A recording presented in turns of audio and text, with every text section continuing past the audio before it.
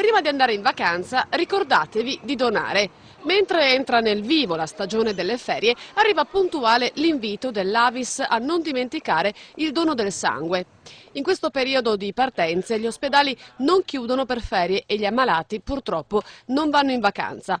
L'invito è rivolto agli oltre 150.000 donatori di sangue veneti iscritti alle varie sedi comunali dell'Avis, ma anche ai cittadini e ai giovani in particolare che volessero avvicinarsi a questo gesto di solidarietà per la prima volta. Basta avere 18 anni, pesare almeno 50 kg e rivolgersi al centro trasfusionale dell'ospedale più vicino o alle unità di raccolta periferiche, aperte nei giorni festivi, dove si verrà sottoposti ad una serie di accertamenti sanitari per ottenere l'idoneità alla donazione, fondamentali per accertare la buona salute di chi dona il sangue e garantire sicurezza a chi lo riceve. Donare il sangue prima di partire per le ferie è un gesto di grande responsabilità e generosità.